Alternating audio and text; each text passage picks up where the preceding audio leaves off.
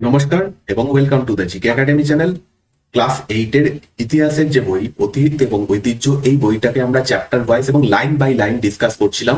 তোমরা যারা ক্লাস 8-এ পড়ছো তোমাদের জন্য খুব সহজ করে এই বইটাকে আমি ডিসকাস করছি। এর আগের চ্যাপ্টার অর্থাৎ চ্যাপ্টার নাম্বার 1-এ আমরা প্রথম চ্যাপ্টারটা সম্পূর্ণ আলোচনা করেছিলাম। আজকের ক্লাসে আমরা শুরু করব সেকেন্ড চ্যাপ্টার, যেটার নাম হচ্ছে আঞ্চলিক শক্তির উত্থান। তো এই আগের ক্লাসগুলো যারা দেখোনি তারা এই চ্যানেলের প্লেলিস্টে ক্লাস 8-এর একটা আলাদা প্লে লিস্ট পেয়ে যাবে, যেখানে অষ্টম শ্রেণীর ইতিহাসের একটা আমি যে পরপর যে ভিডিওগুলো দেবো সেগুলো এখানে আপলোড করবো। এর সাথে সাথে ক্লাস 8-এর যে ভূগোল বইটা রয়েছে আমাদের পৃথিবী, সেটাকেও আমি ডিসকাস করা শুরু করেছি। অলরেডি একটা চ্যাপ্টার কমপ্লিট হয়ে গেছে, তোমরা গিয়ে দেখতে পারো। আমি দুটো প্লে লিস্টের লিঙ্ক নিচে ডেসক্রিপশনে এবং উপরে আই বাটনে দিয়ে দিচ্ছি, যাতে তোমাদের খুঁজে পেতে সুবিধা হয়। এছাড়াও ক্লাস 9-এর হিস্ট্রি এবং জিওগ্রাফির ক্লাস তোমরা দেখতে পারো, বা যারা তোমাদের বন্ধুরা রয়েছে তোমাদের যদি এইগুলো ভালো লাগে তাহলে ক্লাস 9-এর এই ক্লাসগুলো আমার যে ভিডিওগুলো সেগুলো শেয়ার করতে পারো।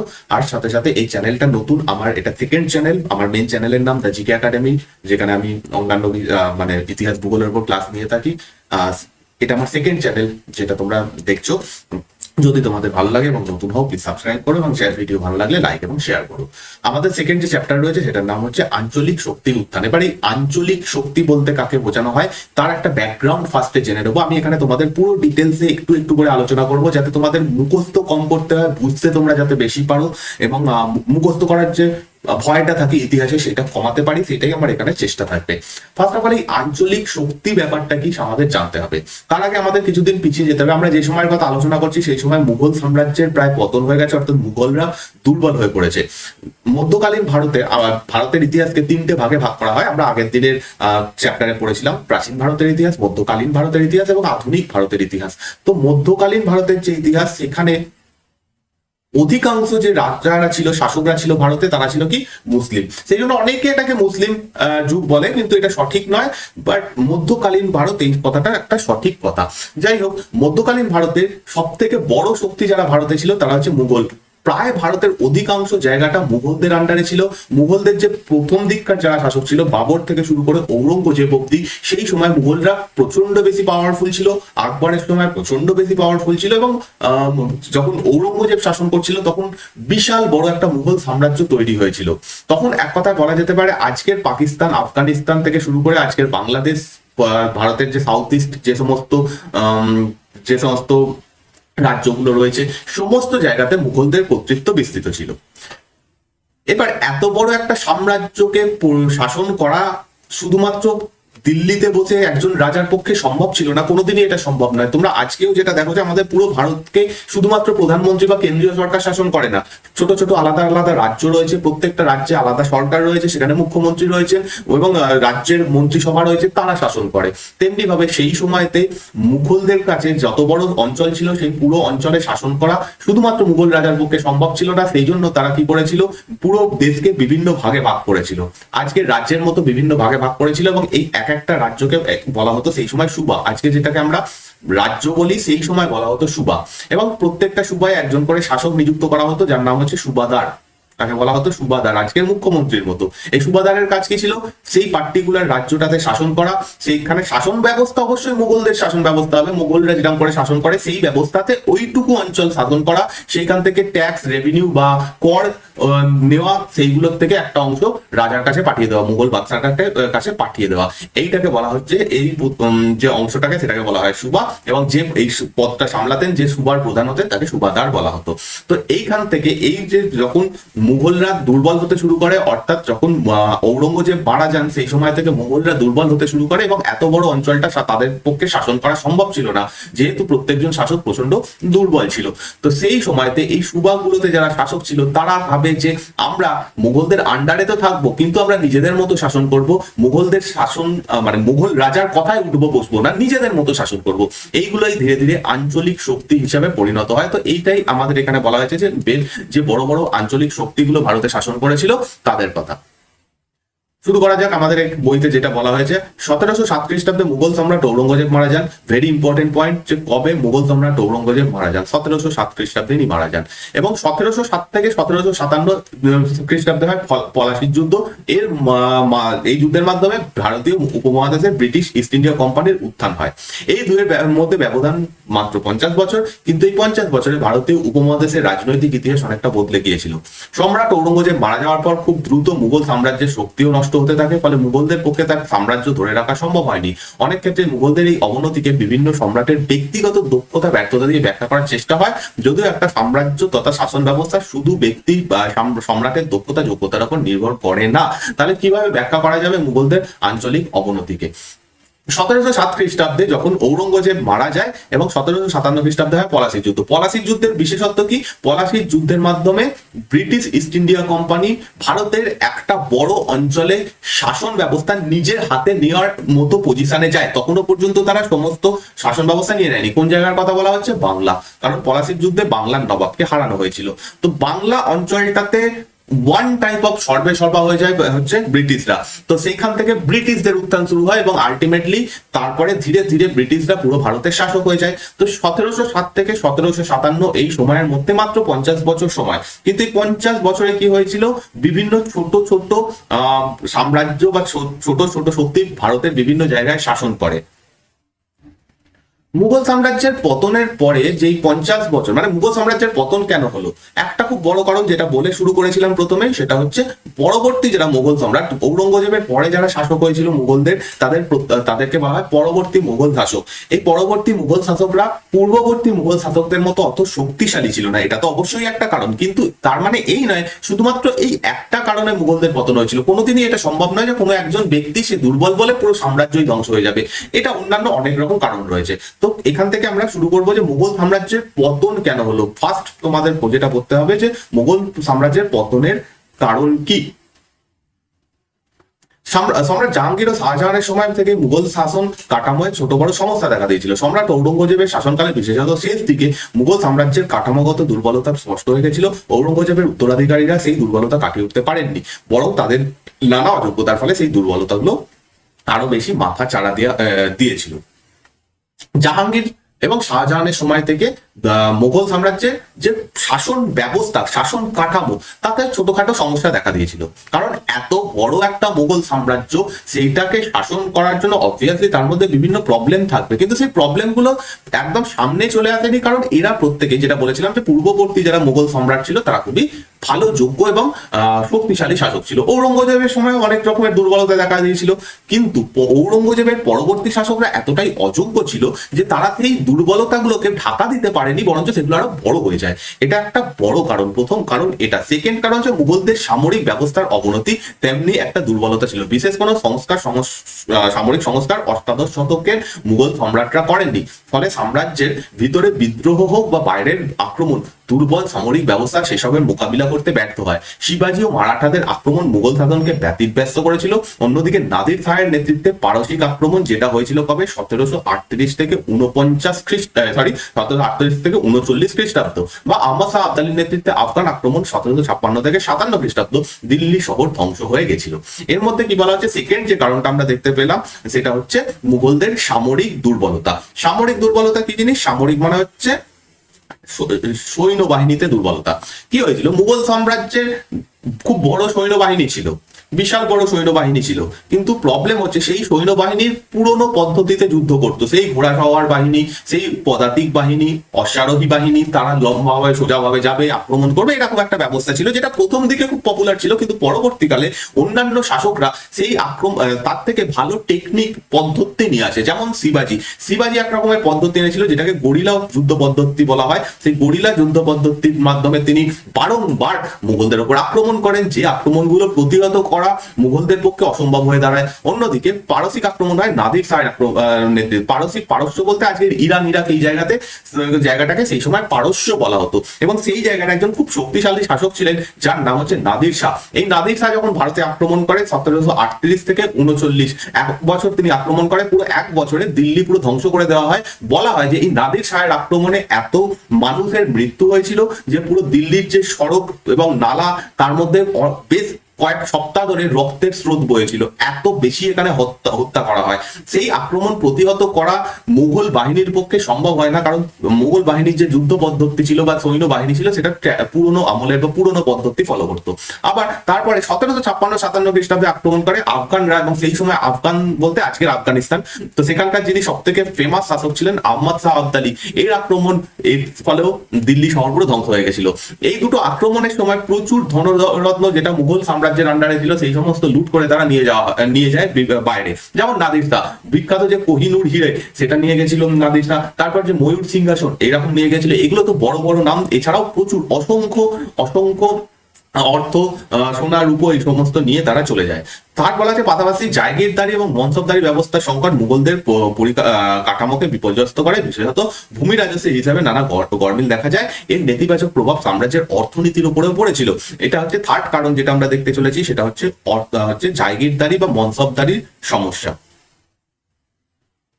ঠিক আছে, তো এর ফলেও কি হয়েছিল, মনসবদারির সমস্যার ফলেও মুঘল সাম্রাজ্যের পতন ঘটেছিল। এটা 3 নম্বর কারণ।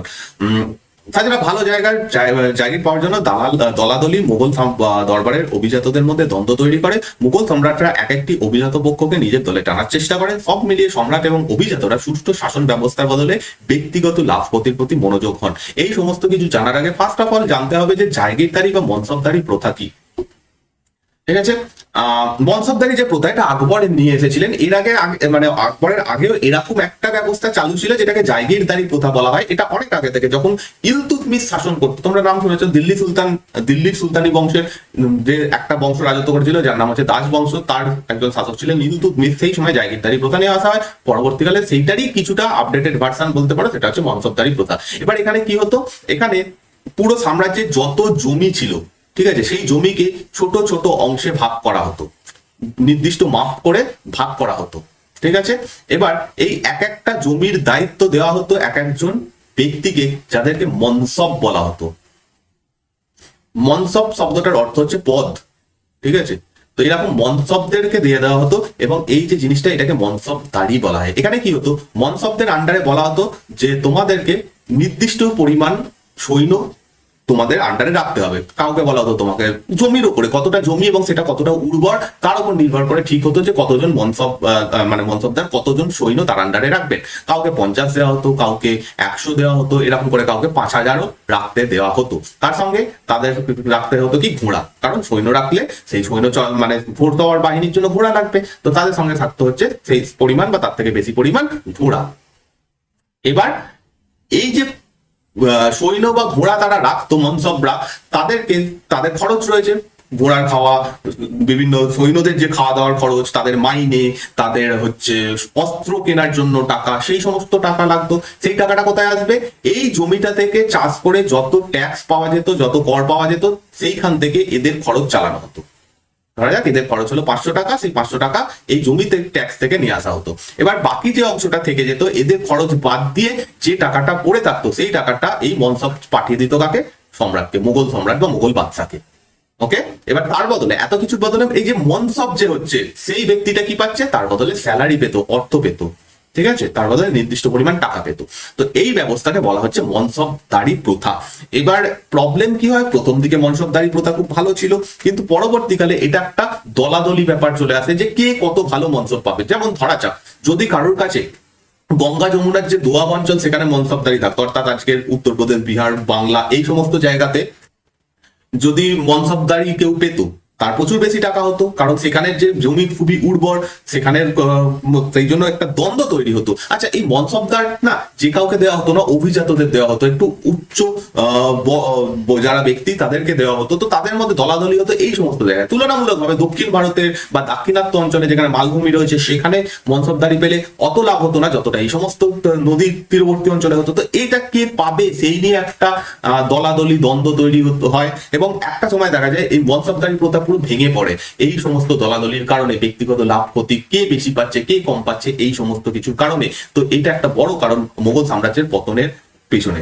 এবার কি বলা হচ্ছে, সাম্রাজ্যের আয় ব্যয়ের গরমিল বাস্তবে চাপ তৈরি করেছিল কৃষি ব্যবস্থার উপরে। সেই চাপের বিরুদ্ধে একাধিক কৃষক বিদ্রোহ দেখা যায়। এইসবের ফলে অষ্টাদশ শতাব্দীর মাঝামাঝি বিশাল মুঘল সাম্রাজ্যের কর্তৃত্ব দুর্বল হয়ে পড়েছিল। শাসন কাঠামোর দুর্বলতার সুযোগ নিয়ে বিভিন্ন আঞ্চলিক শক্তিগুলি এক একটি অঞ্চলে সর্বসর্বা হয়ে উঠেছিল। তবে ওই শক্তিগুলি সরাসরি মুঘল কর্তৃত্ব অস্বীকার করেনি, বরং মৌখিকভাবে মুঘল কর্তৃত্বের বৈধতাকে সকল অঞ্চলের শক্তি মেনে চলত। এই অবধি বলার আগে তো আমাদের যে চতুর্থ কারণ, আমাদের একটা থার্ড কারণ ছিল মনসবদারি প্রথা, ফোর্থ কারণ সেটা হচ্ছে কৃষক বিদ্রোহ। এটা হচ্ছে আমাদের মুঘল সাম্রাজ্যের পতনের চতুর্থ কারণ। এবার কেন এই কৃষক বিদ্রোহ গুলো হয়েছিল, তার পিছনে কারণ হচ্ছে এই মনসবদারি প্রথা যখন ভেঙে পড়ে তখন সাম্রাজ্যের যে আয় সেটার বেশিরভাগ অংশটা ডাইরেক্ট কৃষি ক্ষেত্র থেকে আসতো। এবার কৃষি ক্ষেত্রের উপর চাপ বেড়ে যায়, কৃষকদের কাছ থেকে বেশি জোর জুলুম করা হতে থাকে যে তারা যেন বেশি ট্যাক্স দেয়। এই অবস্থাতে বেশ কিছু জায়গাতে ভারতে কৃষক বিদ্রোহ দেখা দিয়েছিল। এর ফলে কি হচ্ছে, অষ্টাদশ শতকের মাঝামাঝি সময় বিশাল মুঘল সাম্রাজ্যের কর্তৃত্ব দুর্বল হয়ে পড়ে। যদি একটা সাম্রাজ্যের অধিকাংশ জায়গাতে বিদ্রোহ চলে, একজন রাজার পক্ষে সেই বিদ্রোহগুলোকে দমন করা খুব কঠিন হয়ে পড়ে যদি একসাথে একাধিক জায়গাতে বিদ্রোহ হয়। এই জিনিসটাই হয়েছিল মুঘল সাম্রাজ্যের সাথে। এবার এই অবস্থার যখন একাধিক জায়গাতে বিদ্রোহ হচ্ছে, সেই অবস্থার সুযোগ নিয়ে কিছু ছোট ছোট আঞ্চলিক শক্তিগুলো সেই অঞ্চলে সর্বেসর্বা হয়ে ওঠে, মানে তারা বেশি সেখানে পাওয়ারফুল হয়ে ওঠে। এবার একটা ইন্টারেস্টিং জিনিস যে তারা কখনোই বলেনি যে আমরা মুঘলদের থেকে সম্পূর্ণভাবে বেরিয়ে যাচ্ছি, আজ থেকে আমরা মুঘলদের একটা কথাও মানবো না, এরকম নয়। তারা ভালো করে জানতো যে মুঘল যে বাদশা রয়েছে সে অতটা শক্তিশালী নয়, তারা দুর্বল, সে কিচ্ছু করতে পারবে না। তার থেকে ভালো যে তার আন্ডারে থাকো, কিন্তু নিজের মতো করে থাকো, নিজের মতো শাসন করো। ও ওপরে থাকুক, আমি নিজের মতো শাসন করবো। তো এরা কি করে, নিজেদের শাসনকে মান্যতা দেওয়ার জন্য আঞ্চলিক শাসকরা মুঘল সম্রাটের অনুমোদন চাইতো। এমনকি অনেক অঞ্চলে রাজ্যই নিজেদের প্রশাসনকে মুঘল প্রশাসনের তাজেই গড়ে তুলেছিল। বাস্তবে অষ্টাদশ শতকে বিভিন্ন আঞ্চলিক শক্তির উত্থান এক ধরনের রাজনৈতিক পরিবর্তনের সাক্ষী ছিল। রাজনৈতিক ক্ষমতা বিকেন্দ্রীভূত হয়ে পড়েছিল, তাই মুঘল শাসন ব্যবস্থা দুর্বল হলেও মুঘল রাষ্ট্র কাঠামো ভেঙে পড়েনি, বরং আঞ্চলিক শক্তিগুলির মধ্যে তার টিকে ছিল। কি হচ্ছে, একটা উদাহরণ দেওয়া যাক। একদম প্রথমেই যেটা বলে শুরু করলাম যে পুরো মুঘল যে সাম্রাজ্য তাকে কয়েকটা ভাগে ভাগ করা হতো, তাদেরকে সুবা বলা হয়। ঠিক আছে, সুবা বলা হয়। এরকম একটা সুবা, অনেকগুলো সুবা ছিল, যেমন বাংলা একটা সুবা ছিল, ঠিক আছে, বাংলা একটা সুবা ছিল, অযোধ্যা একটা সুবা ছিল, ঠিক আছে, হায়দ্রাবাদ দাক্ষিণাত্যে হায়দ্রাবাদ একটা সুবা ছিল, এরকম অনেকগুলো সুবা ছিল, 23-24টা সুবা ছিল। তো যে ধরো বাংলা থেকে যে শাসক ছিল, হ্যাঁ, সে কি করলো, সে নিজে এরকম প্রায় স্বাধীন হয়ে গিয়ে নিজের মতো করে শাসন করতো, কিন্তু সে কখনোই বলেনি যে আমি মুঘলদের আন্ডার থেকে চলে গেলাম। বরং এখানে যে শাসন ব্যবস্থা সবকিছুই মুঘলদের মতো ছিল, যেরকম ভাবে মুঘলরা শাসন করতো সেইভাবেই ছিল। শুধু কি করছে, বাংলার যে শাসক সে নিজেকে বলছে যে আমি আজ থেকে এখানে স্বাধীনভাবে শাসন করছি, বা আজকের থেকে আমি বাংলার নবাব। এবং এটা চাওয়ার জন্য সে মুঘলদের কাছ থেকে পারমিশন নিত যে স্যার আজকের থেকে আমি নবাব উপাধি নিয়ে শাসন করতে পারি। তো বা মুঘল যে বাদশা ছিল সে তো দুর্বল, সে তো অত কিছু পারবে না, বাধাও দিতে পারবে না, সে জানে একে বেকার চকিয়ে লাভ নেই। মুঘল বাদশা বললো হ্যাঁ হ্যাঁ তুমি পারো, আজ থেকে নবাব হয়ে শাসন করো, কিন্তু একটা কাজ করো, একটা নির্দিষ্ট পরিমাণ টাকা আমাকে বছরের শেষে দিয়ে দিও বা মাসের শেষে দিয়ে দিও। নবাব যে বাংলার নবাব বললো হ্যাঁ ঠিক আছে আমি দিয়ে দেবো। এইভাবে চলতো। এইভাবে বাংলাতে স্বাধীনভাবে নবাব প্রায় স্বাধীনভাবে শাসন করতো। মুঘল বাদশা বেশি কিছু দেখতে আসতো না, বছরের শেষে তার কাছে একটা টাকা চলে যেত, এইরকম। তো প্রত্যেকটা এইভাবে চলতো। আঞ্চলিক শক্তিগুলো ছিল বিভিন্ন রকমের, তারা কোনোটা প্রতিষ্ঠা করেছিল বিভিন্ন অঞ্চলে কর্মরত আঞ্চলিক প্রশাসকরা। এর পাশাপাশি এমন কিছু রাজ্য স্বতন্ত্র হয়ে ওঠে যারা আগে মুঘল রাষ্ট্রের অধীন কিন্তু স্বশাসিত ছিল। আঞ্চলিক শক্তিগুলির মধ্যে 3টে শক্তি ছিল প্রধান, সেগুলো কি, বাংলা, হায়দ্রাবাদ এবং অযোধ্যা। এবং এই 3টে আঞ্চলিক শক্তির পেছনে ছিলেন 3জন মুঘল প্রাদেশিক শাসক ও প্রশাসক, যারা কখনোই আনুষ্ঠানিক ভাবে মুঘল কেন্দ্রীয় প্রশাসনের বিরোধিতা করেননি, যদিও নিজেদের অঞ্চলে তাদের প্রশাসনিক ক্ষমতা ছিল চূড়ান্ত। এবার এই যে এতক্ষণ পর বলছি যে বাংলার নবাব হচ্ছে বা এই সুবাগুলোতে নিজেরা শাসন করতো, কিন্তু এরা এলো কোথা থেকে? একদম প্রথমে ফিরে যেতে হবে। আমরা প্রথমে যেটা বলে এসেছিলাম যে মুঘলদের যে শাসন কাঠামো তাতে ছিল সুবার যে প্রধান ছিলেন তাকে বলা হতো সুবাদার। এই সুবাদাররাই পরবর্তীকালে কি হয়, শক্তিশালী হয়ে যায় বা স্বাধীন হয়ে যায়। তারাই এই অঞ্চলটাতে বলে যে আমরা আজ থেকে এখানে স্বাধীনভাবে শাসন করব। তো এই সুবাদার যাদেরকে পাঠানো হতো তারা অ্যাকচুয়ালি কারা ছিল? মুঘলদের আন্ডারে একটা কর্মচারী ছিল। সেই কর্মচারীরাই একটা সময় স্বাধীন হয়ে গিয়ে এইরকম স্বাধীন ছোট্ট শাসন ব্যবস্থা গড়ে তুলেছিল, আঞ্চলিক শক্তি গড়ে তুলেছিল। তো প্রথম যেটা, তার মধ্যে 3টে সব থেকে ইম্পর্টেন্ট, সব থেকে শক্তিশালী যেটা বাংলা, অযোধ্যা এবং হায়দ্রাবাদ। তার মধ্যে প্রথম বাংলা সম্পর্কে আমরা জানবো। সুবা বাংলার রাজস্ব ঠিকমতো আদায় করার জন্য মুর্শিদ কুলি খানকে বাংলার দিওয়ান হিসেবে পাঠিয়েছিলেন সম্রাট ঔরঙ্গজেব। এই মুর্শিদ কুলি খান ইনি কে ছিলেন? ঔরঙ্গজেব এনাকে দেওয়ান হিসেবে পাঠিয়েছিল। এবার বলবে যে দেওয়ান পদটা করতে গেল, তাহলে আবার যেটা আমরা প্রথমে শুরু বলে এলাম যে সুবাগুলোর যিনি প্রধান তাকে কি বলা হতো? সুবাদার।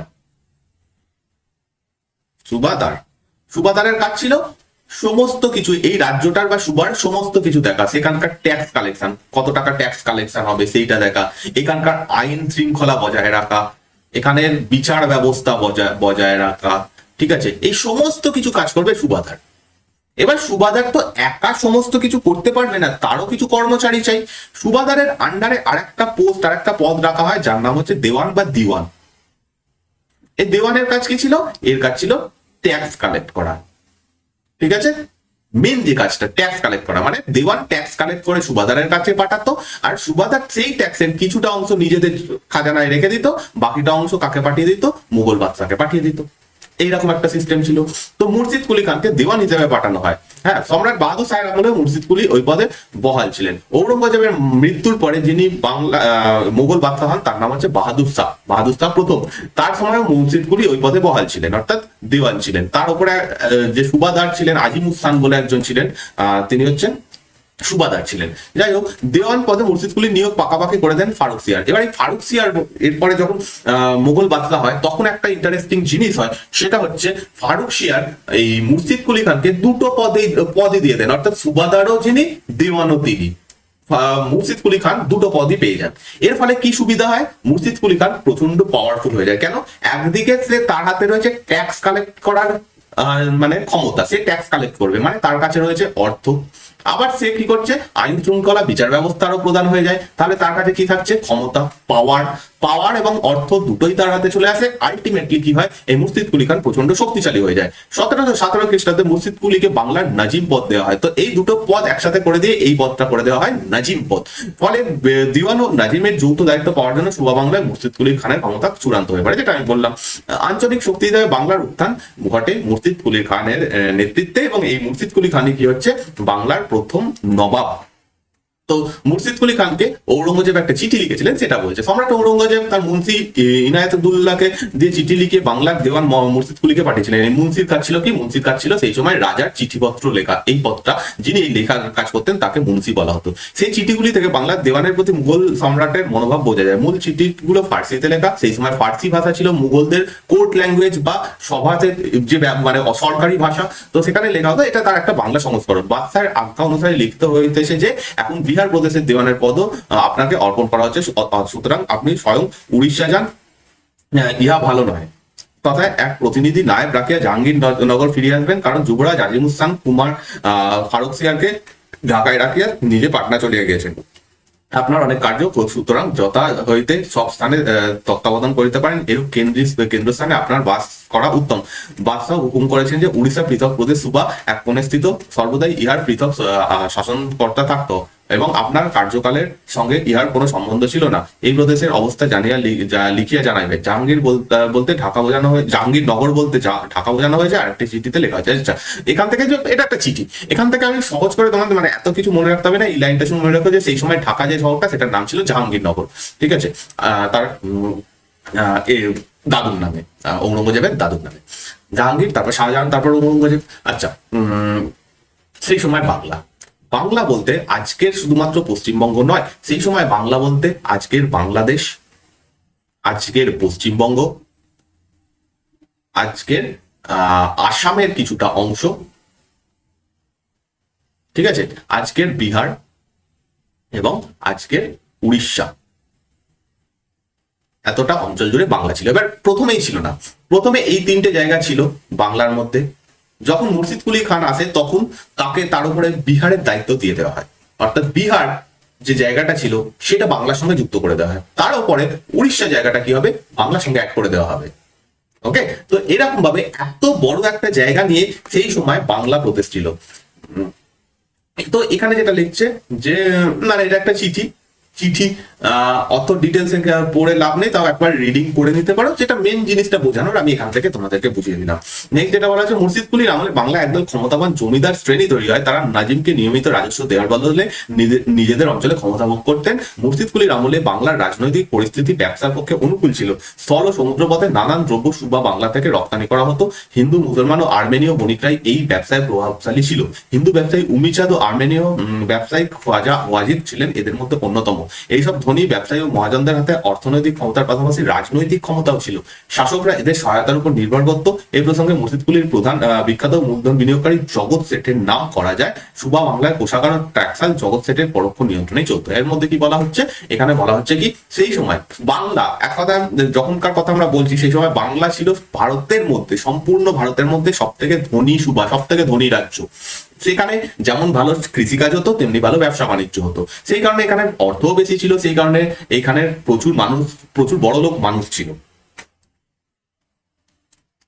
এই সময় মুর্শিদ কুলির আন্ডারে একটা নতুন শ্রেণী তৈরি হয়, যারা হচ্ছে জমিদার।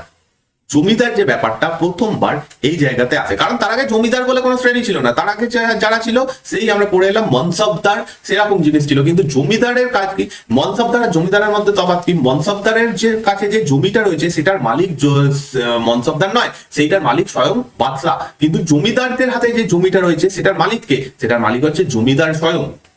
যখন জমিদার এই কাছে একটা আলাদা জমি রয়েছে, সে অনেক বেশি পাওয়ারফুল, তার কাছে অনেক বেশি ক্ষমতা রয়েছে। তো এই জমিদার শ্রেণী তারা এরকম নয় যে মুর্শিদ কুলি খানের আন্ডারে তারা বিদ্রোহ করতো, কিন্তু তারা মুর্শিদ কুলি খানের সঙ্গে ভালো সম্পর্ক রাখতো। এছাড়া ছিল ব্যবসা বাণিজ্য। এই সময় প্রচুর পরিমাণে ব্যবসা বাণিজ্য হতো এই সময়, এবং তাদের মধ্যে একটা বিখ্যাত নাম হচ্ছে জগৎ শেঠ। জগৎ শেঠকে সেই সময় বলা হতো, মানে আজকে যেরকম ব্যাংক সেরকম কাজ করতো জগৎ শেঠ। কোনো কারণে যদি যে বাংলার নবাব তার হাতে অর্থ কম থাকতো, তখন সে জগৎ শেঠের কাছ থেকে ধার নিত। অ্যাকচুয়ালি জগৎ শেঠ কোনো মানুষ না, জগৎ শেঠ একটা পদের নাম, ঠিক আছে? পদ বলতে একটা পোস্ট, মানে যেমন হচ্ছে সেনাপতি, তারপরে অর্থমন্ত্রী, এরকম পদ হয় না। জগৎ শেঠ সেই সময়ের একজন বিখ্যাত একটা উপাধি ছিল, যার কাছে প্রচুর টাকা ছিল। তো সেই সময় বাংলার কোষাগারে কত টাকা থাকবে, কত টাকা থাকা উচিত, এই সমস্ত কিছু এই জগৎ শেঠরা করতেন না, কন্ট্রোল করতেন। তো জগৎ শেঠ সম্পর্কে এখানে একটা কথা বলা হয়েছে, মুর্শিদাবাদের রাজনীতি এবং অর্থনীতিতে বণিকদের প্রভাব ছিল। এদের বণিক রাজা বলা হতো। কারণ বণিক রাজা কেন বলা হতো, কারণ তাদের হাতে পাওয়ার ছিল, তারা চাইলে নতুন কোনো নিয়ম বানাতে পারতো, এরকম ক্ষমতা ছিল সেই সময়। এই বণিক রাজাদের মধ্যে প্রবীণ ছিলেন উমিচাঁদ, খাজা ওয়াজিদ এবং জগৎ শেঠ। মুর্শিদাবাদের সিরাজ বিরোধী উদ্যোগে জগৎ শেঠের গুরুত্বপূর্ণ ভূমিকা ছিল। সিরাজ বিরোধী কি জিনিস পরে আমরা পড়বো, যে সিরাজের বিরুদ্ধে একটা চক্রান্ত হয়, যেখানে মানে রবার্ট ক্লাইভ তিনি সিরাজউদ্দৌলার বিরোধী কিছু লোককে একসাথে নিয়ে আসেন এবং একটা চক্রান্ত করে সিরাজকে হত্যা করা হয়। তাদের মধ্যে জগৎ শেঠ একটা গুরুত্বপূর্ণ ভূমিকা পালন করেন। 1652 খ্রিস্টাব্দে রাজস্থান থেকে হীরাপাদ শাহ বাংলা পাটনায় চলে যান। এই হীরাপাদ শাহ তার বড় ছেলে মানিক চাঁদ ঢাকায় মহাজনী কারবার শুরু করেন। মুর্শিদ কুলির খানের সঙ্গে মানিক চাঁদের সম্পর্ক ভালো ছিল। সেই সূত্রে মানিক চাঁদ ঢাকা ছেড়ে মুর্শিদাবাদে ব্যবসা শুরু করেন। মানিক চাঁদের পর তার ভাগ্নে ফতেহ চাঁদ ব্যবসার হাল ধরেন। ফতেহ চাঁদ মুঘল সম্রাটের থেকে জগৎ শেঠ বা জগৎ শেঠ উপাধি লাভ করেন।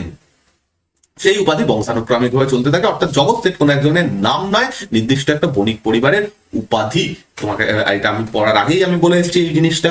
তো অ্যাকচুয়ালি এরা কয়েকজন ব্যক্তি ছিল, এরা ব্যবসা করতো। যেমন আজকে রতন টাটা আছে, বা আমাদের রিলায়েন্সের যিনি মালিক মুকেশ আম্বানি বা অনিল আম্বানি, এরা আছে না, তারা একজন ব্যবসায়ী, তাদের একটা উপাধি দিয়ে দিলে যেরকম হবে সেরকম ব্যাপার। তো প্রথম যিনি ছিলেন, যিনি পাটনাতে চলে আসেন, পাটনা সেই সময় বাংলার মধ্যে ছিল না, কিন্তু যাই হোক পাটনায় চলে আসেন, তার নাম হচ্ছে হীরাপাদ শাহ। হীরাপাদ শাহ পর হচ্ছে মানিক চাঁদ। মানিক চাঁদের সঙ্গে মুর্শিদ কুলি খানের ভালো সম্পর্ক ছিল, তো তারা দুজনে একসাথে মিলে থাকতো, বা বলা যেতে পারে মানিক চাঁদ মুর্শিদাবাদ থেকে ব্যবসা বাণিজ্য করতো।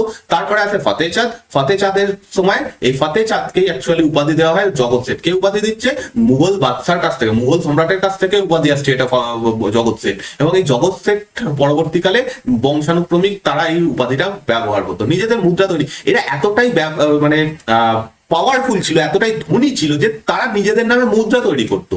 মহাজনী ব্যবসা প্রভৃতির ফলে জগৎ শেঠের বিপুল অর্থনৈতিক ক্ষমতা ছিল। একসময় ব্যাংক ব্যবস্থা গড়ে উঠেছিল জগৎ শেঠের হাত ধরে। আজকে যেটা ব্যাংকিং ব্যবস্থা, মানে ধার দেওয়া, কোনো ব্যবসায়ী চাইতো যে আমার ব্যবসা খুব খারাপ অবস্থা, একটু টাকা ধার লাগবে, সেই সময় লন্দিত জগৎ শেঠ, এমনকি মুঘল বাদশাকে, এমনকি বাংলার নবাবকে ধার দিতে হচ্ছে জগৎ শেঠ। অর্থাৎ বাংলার অর্থনীতির উপর জগৎ শেঠের নিয়ন্ত্রণ ছিল যথেষ্ট। পাশাপাশি মুর্শিদাবাদে বাংলার নবাবের দরবারেও তার প্রভাব ছিল। ফলে ব্রিটিশ ইস্ট ইন্ডিয়া কোম্পানির সিরাজ বিরোধী উদ্যোগে জগৎ শেঠদের নিজের দলে টানতে চেয়েছিলেন। মীর জাফর নিজেও জগৎ শেঠদের পছন্দের ব্যক্তি ছিলেন। ফলে ফরাসি যুদ্ধের পর জগৎ শেঠদের সম্মতিতে ব্রিটিশ কোম্পানি মীর জাফরকে নবাব নির্বাচিত করে। পরবর্তীকালের কথা আমরা এটা পরে জানবো যে কি হয়, মীর জাফর নবাব হয়।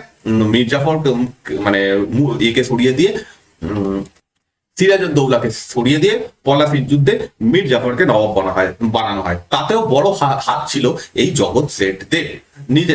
আচ্ছা, এটা আমরা অলরেডি পড়ে নিলাম। এখানে একটা দিয়েছে মুর্শিদাবাদে মুর্শিদ কুলি খান প্রতিষ্ঠিত কাটরা মসজিদ। মূল ছবিটি উইলিয়াম বাজে, যা এটা একটা আঁকা ছবি, কিন্তু এখান থেকে যেটা মনে রাখার কথা যে মুর্শিদাবাদে একটা মসজিদ রয়েছে যার নাম হচ্ছে কাটরা মসজিদ। সেই মসজিদটা কার তৈরি? মুর্শিদ কুলি খান তৈরি করেছিলেন, বাংলার প্রথম নবাব। এখানে একটা বিশেষত্ব, এই কাটরা মসজিদের একটা সিঁড়ির নিচে মুর্শিদ কুলি খানের সমাধি রয়েছে। তার বক্তব্য ছিল যে আমার মানে এই মসজিদ যারা দেখতে আসবেন, দর্শনার্থী যারা আসবেন, তাদের পায়ের ধুলো যাতে আমার সমাধির ওপর পড়ে, যেন পড়ে, এরকম কিছু করা হয়। তো সেই জন্য এই সিঁড়ির তলায় তাকে কবর দেওয়া হয়েছে। এটা একটা ইন্টারেস্টিং ব্যাপার। যাই হোক, 1727 খ্রিস্টাব্দে যখন মুর্শিদ কুলি মারা যান, তখনও মুঘলদের সঙ্গে তার আনুষ্ঠানিক সম্পর্ক ভালো ছিল।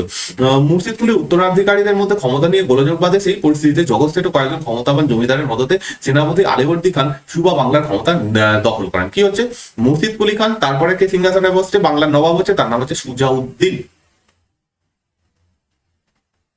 সুজাউদ্দিনের পর আসবে হচ্ছে সরফরাজ খান।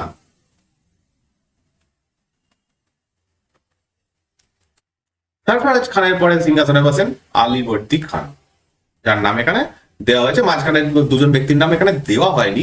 তো কি হয়, এই মুর্শিদ কুলির মৃত্যুর পর সুজাউদ্দিন বা সরফরাজ খানের সঙ্গে কিছু প্রবলেম শুরু হয়। সেই পরিস্থিতিতে আলীবর্দী খান সিংহাসনে বসে যায়। এইটুকু মনে রাখলেই হবে যে আলীবর্দী খান বাংলার ক্ষমতা দখল করেন।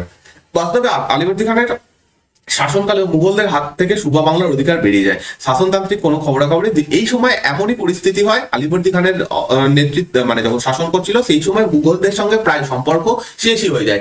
কি হচ্ছে বাংলাতে, কিভাবে শাসন হচ্ছে, কিভাবে কত টাকা পাঠানো হচ্ছে, সেই সমস্ত কিছু বন্ধ হয়ে যায়। মুঘলরা কিছুই খবর পেত না, কারণ মুঘল দেওয়ারা তখন প্রচন্ডই দুর্বল হয়ে পড়েছিল। তাছাড়া নিয়মিত রাজস্ব পাঠানোর ব্যবস্থাও বন্ধ হয়ে যায়। যে আগে এরা অন্তত একটা কাজ করতো, যে বছরে একটা নির্দিষ্ট পরিমাণ টাকা মুঘল বাদশাকে পাঠিয়ে দিত, সেই জিনিসটাও এই সময় বন্ধ হয়ে যায়। যদিও মুঘল কর্তৃত্বকে আনুষ্ঠানিকভাবে স্বীকার করা হতো, তবু বাংলা, বিহার, উড়িষ্যায় আলীবর্দী কার্যত একটি শাসিত প্রশাসন চালাতেন। 1756 খ্রিস্টাব্দে আলীবর্দী মারা যায়। 1756 খ্রিস্টাব্দে দেখো আলীবর্দী মারা যায়। আর এই 1756 পরে এক বছর পরে 1757 খ্রিস্টাব্দে কি হবে, পলাশির যুদ্ধ হবে। তার দৌহিত্র সিরাজ উদ্দৌলা নবাব হন, নতুন নবাব হন। তো আলীবর্দীর পরে কে সিংহাসনে বসছে? সিরাজ, যে পলাশি যুদ্ধের সঙ্গে জড়িত। সিরাজউদ্দৌলা নবাব হন দৌহিত্র। অর্থাৎ আলীবর্দী খানের নিজের কোনো পুত্র ছিল না, তার 3 কন্যা ছিল। ঠিক আছে, 3 কন্যার মধ্যে যে সব থেকে ছোট কন্যা, তার পুত্র ছিল হচ্ছে এই সিরাজউদ্দৌলা। তো তিনি নবাব হন। কিন্তু দ্রুতই দরবারের বিভিন্ন গোষ্ঠী ব্রিটিশ কোম্পানির সঙ্গে সিরাজের সংঘাত বাঁধে। তার পরিণতিতে বাংলা শাসন ব্যবস্থায় ব্রিটিশ কোম্পানির কর্তৃত্ব তৈরি হয়েছিল। এই সময়তে, এর আগে থেকেই মানে যখন মুর্শিদ কুলি সিংহাসনে ছিল, সেই সময় থেকেই বাংলাতে ইংরেজরা শাসন করতো, মানে ব্যবসা বাণিজ্য করতো। কিন্তু তাদের সঙ্গে সম্পর্ক ভালো একটা রাখা হয়েছিল, বা বলা যেতে পারে এই সিরাজের আগে যারা ছিল তারা ব্রিটিশদের অত শক্তি দেয়নি, তাদের ক্ষমতা বাড়তে দেয়নি। কিন্তু সিরাজের সময় এসে এই সমস্ত কিছু পরিবর্তন হয়। এবং আর যেটা ব্রিটিশরা অন্যান্য যারা বিরোধী ছিল, এই সময় অনেক কিছু গন্ডগোল হয়েছিল, সেগুলো পরে আমরা পরের দিন পড়বো। তো যাই হোক, সেইভাবে এই সমস্ত কারণে সিরাজের সময় অ্যাকচুয়ালি যুদ্ধ হয়, পলাশির যুদ্ধ, এবং ফাইনালি ব্রিটিশরা সর্বা হয়ে ওঠে। যাই হোক, এটা সেম হয়ে গেছে। আচ্ছা, বাংলায় বর্গী হানা, বর্গী ব্যাপারটাকে একটু জানতে হবে, কারণ অনেক কিছু লেখা রয়েছে। আমি ফার্স্ট একটা ছোট আইডিয়া দিয়ে দিই বর্গী ব্যাপারটা কি। যখন আলীবর্দী সিংহাসনে ছিল, ঠিক আছে, যখন আলীবর্দী সিংহাসনে ছিল, সেই সময়তে আর একটা শক্তি, আর একটা জাতি খুব পাওয়ারফুল হয়ে পড়েছিল সেই সময়, যারা হচ্ছে মারাঠা। ঠিক আছে, মারাঠারা খুব শক্তিশালী হয়ে উঠেছিল, এবং তারা বিভিন্ন জায়গাতে আক্রমণ করে সেই জায়গা থেকে কর নিত, যেই করগুলোকে চৌথ এবং স্বদেশমুখী বলা হয়। ঠিক আছে, চৌথ এবং স্বদেশমুখী। ঠিক আছে, তো এইরকম মারাঠা একজন শাসক ছিল, মারাঠা একজন লিডার ছিল, যার নাম হচ্ছে রঘুজি ভোসলে। রঘুজি ভোসলে। এর নেতৃত্বে প্রায় 10 বছর আলীবর্দী খানের সময় বাংলাতে আক্রমণ হয়, যেটা মোটামুটি 1741 থেকে 1751 খ্রিস্টাব্দ অব্দি আক্রমণ হয়, পর পর পর বারংবার। এবং এই আক্রমণগুলো খুবই ভয়ঙ্কর আক্রমণ ছিল সেই সময়। যেখানে এরা আক্রমণ করতো সেই জায়গাতে পুরো জায়গাটা লুটপাট করে সেই জায়গা থেকে সমস্ত সম্পদ নিয়ে চলে যেত। এই যে মারাঠা সৈন্যবাহিনী রঘুজি ভোসলের নেতৃত্বে, এটাকেই বাংলাতে বর্গি বলা হতো, এদেরকে বাংলাতে বর্গি বলা হতো, এবং সেখান থেকে বর্গি হানার যে কনসেপ্টটা সেটা এসেছে। পরবর্তীকালে কি হয়, এই আলীবর্দী খানের সঙ্গে রঘুজি ভোসলের একটা চুক্তি হয়, যার মাধ্যমে মারাঠারা বাংলা আক্রমণ করা ত্যাগ করে। তার সাথে সাথে উড়িষ্যা যে জায়গাটা সেটা চলে যায় মারাঠাদের হাতে। একটু আগে বললাম যে উড়িষ্যাও একসময় বাংলার আন্ডারে ছিল, তো উড়িষ্যার এই জায়গাটা চলে যায়। তো এটাই বললো যে ছেলে ঘুমলো পাড়া ঘুমলো বর্গি এলো দেশে, এই ছড়াটা আমরা প্রত্যেকেই শুনেছি। তো ছেলে ঘুমলো পাড়া ঘুমলো, এই বর্গি শব্দটা অ্যাকচুয়ালি মারাঠা সৈন্যবাহিনী ছিল। বাংলায় মারাঠা বা বর্গি আক্রমণ ছিল নবাব আলীবর্দীর সময় গুরুত্বপূর্ণ ঘটনা। 1742 বলেছি, 41 থেকে এখানে প্রায় 10 বছর এই আক্রমণটা হয়। ঠিক আছে, এরকম বিভিন্ন ছড়া রয়েছে। এটার থেকে যেটা আর একটা জিনিস বললাম, 1751 খ্রিস্টাব্দে বাংলার নবাব এবং মারাঠাদের মধ্যে সন্ধি হয়। বলা হয় উড়িষ্যার জলস্তরের কাছে সুবর্ণরেখা নদী সুবা বাংলার সীমানার বাইরে এই যে অংশটা ওদের মারাঠাদের কাছে চলে যায়। ঠিক আছে, তো আর একটা জিনিস ইম্পর্টেন্ট, বর্গিহানা রোগ আটকাবার জন্য কলকাতায় একটা খাল খোঁড়া হয়েছিল, যেটাকে মারাঠা খাল বলা হতো, মারাঠা ডিচ বলা হয়েছিল। এটা অ্যাকচুয়ালি শুধুমাত্র বাংলার নবাব নয়, তার সঙ্গে ইংরেজরা মিলিতভাবে এটা খাল করে খনন করেছিল। কেন? কারণ হচ্ছে এরা এই যে মারাঠা সৈন্যবাহিনী তারা ঘোড়ায় করে আক্রমণ করতো, যদি খাল থাকবে তাহলে সেটা পেরোতে অসুবিধা হবে, সেই সময়ের মধ্যে সুবিধা হবে যে বাংলার নবাবের যুদ্ধ করার জন্য, সৈন্যবাহিনী নিয়ে আসার জন্য। তো সেই জন্য খাল খনন করা হয়েছিল। ওকে, তো এই জিনিসটা বলা হয়েছে এখানে। যাই হোক, তো খাল খননের কথা এখানে একটা। এবার এই খালটা কোথায়, সরি এটা বলা হয়নি, খালটা কোথায় খনন করা হয়েছিল? এটা পুরো কলকাতা শহরকে ঘিরে, পুরো কলকাতা শহরকে ঘিরে মারাঠা ডিচ বা মারাঠা খাল খনন করা হয়েছিল। ওকে, তো এই হচ্ছে আজকে এই অবধি থাকছে। নেক্সট দিন আমরা বাকি যে অংশটা রয়েছে সেটা পড়বো, এবং পুরো এই চ্যাপ্টারটা কমপ্লিট হয়ে গেলে আমি পিডিএফটা একসাথে দিয়ে দেবো টেলিগ্রাম চ্যানেলে। যারা টেলিগ্রাম চ্যানেলে জয়েন হওনি এখনো, জয়েন হয়ে যাও। সেখানে ক্লাসের নোটিফিকেশন, তার সাথে সাথে পিডিএফ সমস্ত কিছু পেয়ে যাবে। নিচে ডেসক্রিপশনে লিঙ্ক দেওয়া রয়েছে দা জিকে একাডেমি, সার্চ করলে তোমরা পেয়ে যাবে। এছাড়া আমার ফেসবুক পেজে আমাকে ফলো করতে পারো, বা টেলিগ্রাম গ্রুপ রয়েছে সেখানে জয়েন করে কিছু বলার থাকলে বা কোশ্চেন থাকলে করতে পারো। আর ইনস্টাগ্রামে আমাকে ফলো করতে পারো। দেখা হচ্ছে নেক্সট দিনের ক্লাসে। থ্যাংক ইউ এই ভিডিওটা দেখার জন্য।